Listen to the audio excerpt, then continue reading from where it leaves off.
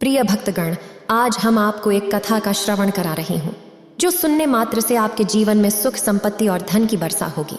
तो चलिए कथा को प्रारंभ करते हैं। भगवान शिव माता पार्वती से कहते हैं, सीधे साधे इंसान के साथ चतुर इंसान उसका प्रयोग करता है। ऐसे इंसान को ऐसे चतुर इंसान से सावधान रहना चाहिए। तब माता पार्वती पूछती है, हे प्राणनाथ, ऐसे इंसान के माथे पे नहीं लिखा होता है तो कैसे पहचान पाएंगे? फिर भगवान शिव कहते हैं, हे देवी, इस कहानी को अंत तक सुने, आपको गायब हो जाएगा। अगर आप यह कहानी सुन रहे हैं तो पूरा सुनिए। इस कथा को आधा अधूरा छोड़कर जाने की गलती मत करिएगा, क्योंकि इस पवित्र कथा को पूरा सुनने से मनचाहा फल की प्राप्ति होगी। इसलिए इस कथा को पूरा सुने। आप शिव भक्त हैं तो भोलेनाथ का अनादर ना करें। एक समय की बात है, भोला एक बहुत शांत और कोमल स्वभाव वाला व्यक्ति था। वह किसी के शब्दों पर बहुत आसानी से विश्वास करता था, इसलिए उसे मूर्ख बनाना बहुत आसान था। उसके सीधे स्वभाव का लाभ उठाकर लोगों ने उसे इस हालत में डाल दिया था। उसके कुछ चालाक दोस्त, रिश्तेदार और अन्य व्यापारी ने उसके खिलाफ साजिश रची। अपने शब्दों से उसे प्रेरित करके उसे ऐसे व्यापार कराया जिसमें उसे केवल हानि हुई। भोला इन चालाकियों को समझ नहीं सका। वह धीरे धीरे गरीब हो गया। तब उसे अपनी गलतियों का एहसास हुआ। उसे यह पता चला कि लोगों द्वारा धोखा दिया गया है और उन लोगों की सच्चाई भी सामने आई जिन्हें वह अपना ही समझता था। अब भोला पूरे दिन धोखों और अपनी हालत पर विचार करता रहता था। वह अपने आप को दोषी समझते हुए खुद को कोसता रहता था, जिस कारण उसका दिन बड़े तनाव और दुख में बीत रहे थे। उसकी पत्नी के साथ बार बार झगड़े होते थे। उसके घर पर हर दिन कर्जदार कर्ज मंगाने आते थे। भोला कर्जदारों से छिपता रहता था। एक दिन अपनी हालत से निराश होकर उसने आत्महत्या करने का निर्णय लिया और वह आत्महत्या करने के लिए एक पहाड़ी की ओर चला गया। लेकिन रास्ते में उसने एक सन्यासी महात्मा का आश्रम देखा। आश्रम में बहुत शांति थी। भोला ने देखा कि कुछ लोग महात्मा के सामने बैठे थे और वे अपनी समस्याओं के हल के लिए उनसे पूछ रहे थे। भोला ने यह सब देखकर उनसे कुछ पूछने की उत्सुकता हो रही थी। फिर उसने आश्रम से बाहर निकलने वाले एक व्यक्ति को रोका और महात्मा जी के बारे में पूछा। भोला को वह व्यक्ति ने कहा, वह सन्यासी महात्मा सभी पास के शहरों और गांवों में अपने समस्याओं के हल के लिए बहुत प्रसिद्ध है। वह अपनी बुद्धिमत्ता से लोगों की बड़ी समस्याओं का सरलतापूर्वक समाधान बताते हैं। वह लोगों के मन को समझने और उनके झूठ को पकड़ने में माहिर है, क्योंकि उसने मानव के बारे में गहराई से अध्ययन किया है। इसीलिए उन्हें बुद्धिमान महात्मा कहा जाता है। अगर आपके पास कोई समस्या है तो आप उनसे समाधान के लिए पूछ सकते हैं। ऐसा कहकर वह व्यक्ति चला गया। इसके बाद भोला महात्मा के पास शांतिपूर्वक बैठ गया और अपनी बारी का इंतजार करता रहा। शाम को पूरी भीड़ चली गई। अंततः भोला की बारी आई। उसने महात्मा को नमस्कार किया और दुखी मन से उसने अपनी सभी घटनाओं की कहानी सुनाई। महात्मा ने भोला की बातें बहुत सावधानी से सुनी और फिर शांत स्वर में जवाब दिया। एक व्यक्ति को इतना भोला नहीं होना चाहिए कि वह सभी के शब्दों पर विश्वास करे और दूसरों के कहने पर करने लगे। व्यक्ति के अंदर थोड़ी समझ और चालाकी होना बहुत जरूरी है, न कि इसलिए कि वह दूसरों का लाभ उठा सके या उन्हें मूर्ख बना सके, बल्कि इसलिए कि वह दूसरे चालाक लोगों के चालाकियों से बच सके और अपनी हानि से खुद को बचा सके और दूसरे जरूरतमंद लोगों की मदद कर सके। फिर सन्यासी महात्मा कहते हैं, आज मैं तुम्हें बताऊंगा कि तुम कैसे चालाकी से लोगों से अपना काम करवा सकते हो। आज मैं तुम्हें कुछ तरीके सिखाऊंगा जिन्हें तुम लोगों और परिस्थितियों के हिसाब से नियंत्रित करने के लिए इस्तेमाल कर सकते हो। आज तुम्हें यह भी पता चलेगा कि कैसे धोखाधड़ी करने वाले लोगों को पहचानोगे और खुद को उनसे बचाओगे। इसी तरीके से तुम एक सरल व्यक्ति से समझदार व्यक्ति बन सकते हो। लेकिन आज जो मैं तुम्हें बताने जा रहा हूँ उसे किसी बुरे काम में इस्तेमाल नहीं करना, बल्कि अपनी और दूसरों की सुरक्षा के लिए करना। अब आगे सिर्फ मेरे शब्दों को ध्यान से सुनो। पहला बात, जब एक चतुर व्यक्ति अपना लक्ष्य पूरा करना चाहता है तो वह अपने इरादों को पूरी तरह छिपाए रखता है। वह झूठ बोलता है और सबसे महत्वपूर्ण जानकारी को छिपाए रखता है। केवल वही बताता है जो वह हमें जानने के लिए चाहता है। दूसरा बात, दूसरों को गुमराह करना चाहने वाला एक चतुर व्यक्ति के लिए सबसे महत्वपूर्ण हिस्सा बनने की कोशिश करेगा। वह अन्यों को मैन्युपुलेट करने या अपने लाभ के लिए परिस्थितियों का दुरुपयोग करने की अनुमति लेने के लिए सबसे ज्यादा ध्यान आकर्षित करने का प्रयास करेगा। तीसरा बात, दूसरों को गुमराह करने वाले व्यक्ति बहुत अच्छी तरह से जानता है कि वह लोगों की भावनाओं से खेलने के लिए कैसे खेलें। वे विभिन्न परिस्थितियों में अपने लाभ के आधार पर भिन्न भिन्न भाव प्रकट कर सकते हैं। वे क्रोध, सभ्यता, मित्रता या दुख दिखा सकते हैं केवल मैन्युपुलेट के उद्देश्य से। वैसे व्यक्ति जिसके साथ उनका काम होगा वे उस व्यक्ति के साथ उसी तरीके से व्यवहार करेंगे। चौथा बात, एक धोखेबाज व्यक्ति केवल खुद के लिए सहानुभूति प्राप्त करना चाहता है।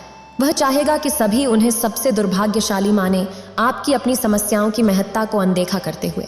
वे आपको हमेशा ऐसा महसूस कराएंगे कि उनकी मुसीबतें आपसे अधिक हैं, जिससे आप उनके प्रति दया और सहायता प्रदान करें। पांचवा बात, चतुर व्यक्ति जो आपको अपनी इच्छा अनुसार नियंत्रित करना चाहता है, आपकी धारणा को मैन्युपुलेट करता है ताकि आप उन्हें अपने जीवन में सबसे महत्वपूर्ण व्यक्ति माने। वे आपको यह विश्वास दिलाता है कि आप उनके बिना कार्य करने में सक्षम नहीं हो सकते, हालांकि यह वास्तविकता नहीं होती है। वे आपको यह आश्वासन देते हैं कि उनके बिना जीवन चल नहीं सकता है। अपेक्षाशीलता को पोषित करके वे आप पर अपना नियंत्रण बढ़ाते हैं और वे आपसे अपने काम करवाते हैं। छठा बात, एक चतुर व्यक्ति हमेशा कोई कार्य के लिए सम्मान प्राप्त करने की कोशिश करेगा। उन्हें प्रशंसा मिलना चाहिए, चाहे वह काम किसी और ने कर दिया हो, क्योंकि वे इतने लोगों का ध्यान आकर्षित करने और उन्हें संलग्न करने की कोशिश करते हैं। चतुर व्यक्ति आमतौर पर सबसे कठिन कार्यों का काम दूसरों को सौंपते हैं, जबकि आसान कार्य खुद के लिए रखते हैं। हालांकि वे सभी काम के लिए दावा करने की कोशिश करते हैं कि हम कर सकते हैं। सातवीं बातें, एक धोखेबाज अपने आप को आपका सबसे अच्छा दोस्त बनाने का दिखावा करेगा। वे आपकी सभी रहस्यों को जानने की कोशिश करेंगे, जिन्हें वे अवसर देखकर आपके खिलाफ उपयोग करना चाहेंगे। इसलिए किसी के साथ अपने रहस्यों को न बताएं जब तक आप उस व्यक्ति को अच्छे से जान नहीं जाते, क्योंकि धोखेबाज दोस्त होना सबसे ज्यादा खतरनाक हो जाता है। यह जानने की कोशिश करें कि कौन सच्चा दोस्त है और कौन नहीं है। आठवीं बातें, एक धोखेबाज व्यक्ति अधूरी जानकारी प्रदान करने का तरीका अपनाता है। वे केवल वही जानकारी देते हैं जो वे आपको जानने देना चाहता है। महत्वपूर्ण बातें छिपा कर रखते हैं। इसका कारण यह है कि वे छिपी हुई जानकारी का उपयोग उचित समय पर अपने लाभ के लिए कर सकता है। इस तरीके से वह अपने काम का श्रेय ले लेता है। नौवीं बातें, एक चतुर व्यक्ति अपने वचन को मान्यता नहीं देता है और अपने वादों को तोड़ सकता है जब उसे लगेगा। इस व्यवहार के पीछे का कारण विभिन्न हो सकता है। वे आपको कुछ करने से रोकना चाहेगा। हो सकते हैं वे अपने लाभ के लिए जानबूझकर अपने वचन को तोड़ सकता है।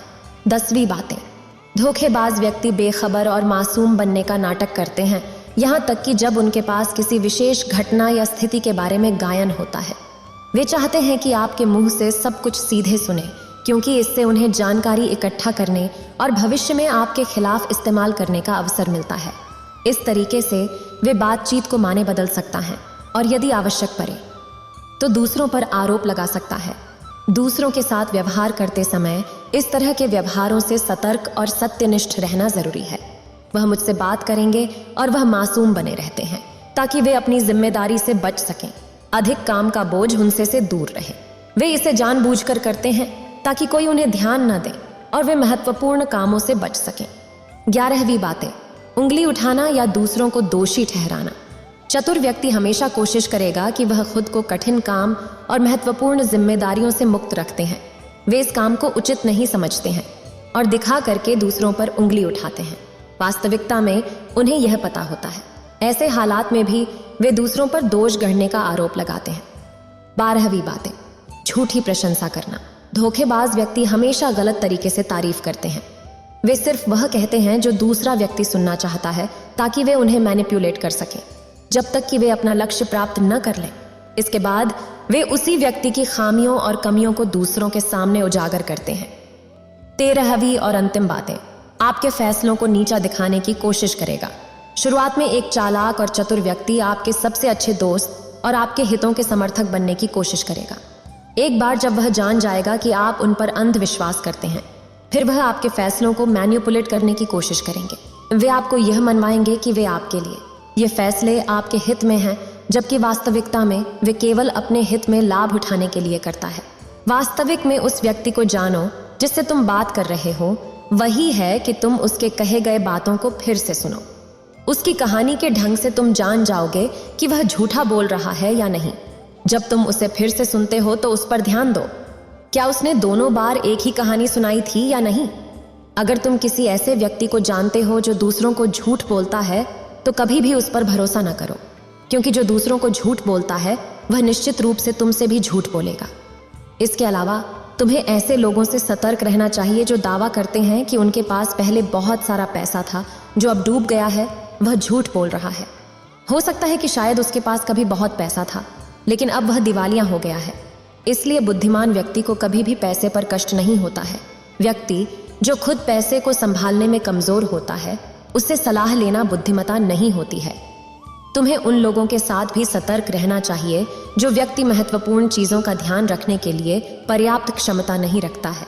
तो ऐसे लोग अपना व्यवसाय या काम संभालने में समर्थ नहीं हो सकते। एक समझदार व्यक्ति अपनी समस्याओं पर अधिक ध्यान देता है, बेकार की बातों में नहीं। एक और बात, जो व्यक्ति हमेशा अपने शब्दों को दोहराता है और हर चीज पर शपथ लेता है, वह व्यक्ति झूठा होता है। इसलिए ऐसे व्यक्ति पर कभी भी भरोसा नहीं करना चाहिए। अगर तुम सोचते हो कि किसी को अच्छी तरह संबोधित करने से हमेशा तुम्हारी इच्छा पूरी होगी, तो तुम गलत हो। तुम्हें याद रखना चाहिए यह बात, लोग वही चाहते हैं जो उन्हें कभी नहीं मिल सकता। इसलिए अगर तुम किसी काम को करवाना चाहते हो तो उसे बार बार आश्वस्त करो कि तुम उसे वह चीज दिला सकते हो जो उसे खुद नहीं मिल सकी। इसे और प्रभावी बनाने के लिए तुम्हें 2 नियमों पर ध्यान देना चाहिए। पहला, वह व्यक्ति जिसे तुम नियंत्रित करना चाहते हो, उसे वह प्राप्त करना चाहिए जो उसे प्राप्त करना है। दूसरा, उस व्यक्ति का ध्यान रखो जब तक वह तुम्हारे नियंत्रण में नहीं आता। जब तुम उसे उस चीज को नहीं देते जिसे वह चाहता है, उससे वापस लें जो आपने उसे दिया था। यह चीज उस व्यक्ति को एक कमी और खालीपन का अनुभव कराएगी, जिससे उसे फिर से आपकी बात सुनने के लिए तैयार करेगा। जब कोई व्यक्ति ऐसा व्यवहार करता है जैसे वह सब कुछ जानता है, तो यकीनन आप उस व्यक्ति से बात कर रहे हैं जिसकी बुद्धि कमजोर है। वास्तविकता यह है कि व्यक्ति जो मानता है कि उसे कुछ नहीं पता, यदि आप आपके आसपास के लोगों और परिस्थितियों पर नियंत्रण पाना चाहते हैं, तो सबसे अच्छा तरीका सभ्य और विनम्र रहना है। यह दिखाता है कि आप बाहरी लोगों के साथ झगड़े करना नहीं चाहते हैं, इसलिए अपनी भाषा को विनम्र बनाए रखें। जब लोग यह पता लगा लेते हैं कि आप बहुत कुछ जानते हैं, तो आपकी सफलता और असफलता का इस्तेमाल आपके खिलाफ किया जाएगा। आपकी असफलता पर आपको अपमानित किया जाएगा और आपकी सफलता पर लोग नफरत करने लगेंगे। और जब आप लोगों के सामने दिखाते हैं कि आप सब कुछ जानते हैं, तो लोगों को मनाने का तरीका अधूरा रह जाता है। लोग आपको इस्तेमाल करने का आरोप लगा सकते हैं और वे आपको कोई अवसर नहीं देंगे आगे बढ़ने के लिए। लोग हमें अगायन, निर्दोष और नम्रता के कारण संदेह नहीं करते हैं, बल्कि उन्हें यह लगता है कि हम उन्हें मैनिपुलेट करने की कोशिश करते हैं। व्यक्ति जो अपनी भावनाओं को छिपाने में निपुण है, वह आसानी से अन्य लोगों को नियंत्रित कर सकता है। जब लोग जान जाते हैं कि आप विनम्र हैं और कोई झगड़ालू स्वभाव नहीं है, तो वे आपकी मदद करने के लिए आगे आना चाहेंगे और शायद तब वे आपको अपने बारे में जानकारी देंगे जो आप उन पर नियंत्रण के लिए उपयोग कर सकते हैं। वे आपको यह सब जानकारी देंगे क्योंकि वे यकीन रखते हैं कि आप उनसे झगड़ा नहीं करेंगे। व्यक्ति जो सोचता है कि अपने अंदर सुधार की संभावना है, सफल होने की संभावनाएं कई गुना बढ़ जाती हैं। नम्र एक ऐसे व्यक्ति से आती है जो सोचता है कि उन्हें बहुत कुछ सीखने की आवश्यकता है, लेकिन व्यक्ति जो सोचता है कि उन्हें बहुत कुछ पता है, किसी को आसानी से भ्रमित कर सकता है। एक घरेलू व्यक्ति के रूप में आपको ध्यान देना चाहिए कि आपके पैसे कहाँ जा रहे हैं। जब तक आप वह चीज प्राप्त नहीं कर लेते हैं, अपने मेहनत के पैसे को खर्च न करें। इसका मतलब है कि शायद हो सकता है कि यदि कोई पहले ही आपके पैसे ले चुका है, तो वह अपना वादा निभाए नहीं। उस व्यक्ति को पैसा देने से पहले उस वस्तु को प्राप्त करें जो आप चाहते हो। लोगों को समझाने का सबसे अच्छा तरीका यह है कि आप जानें कि आप किसके मन को बदल सकते हैं और किसके मन को नहीं। सत्य यह है कि आप किसी के मन को मैनिपुलेट नहीं कर सकते जब तक कि वह आपको पसंद नहीं करता हो। इसलिए उन लोगों को अपनी ओर बढ़ाने की कोशिश करें जो आपको पसंद और सम्मान करते हैं, लेकिन सही बातों के लिए इस बात का ध्यान रखें। यदि आप किसी को मैनिपुलेट करने की कोशिश करते हैं जो आपको पसंद नहीं करता है, तो आपका सब समय, प्रयास और धैर्य बर्बाद हो जाएगा। इसके अलावा जब आप ऐसे व्यक्ति को बदलने की कोशिश करेंगे, तो वह आपसे विवाद करेगा। चाहे आप कुछ भी करें, आप ऐसे व्यक्ति के मन को कभी नहीं बदल सकेंगे। आपको उससे बदलने की कोशिश करने से पहले ही रुकनी चाहिए। याद रखें, आप केवल उन लोगों को बदल सकते हैं जो आपको पसंद करते हो और आपका सम्मान करते हो।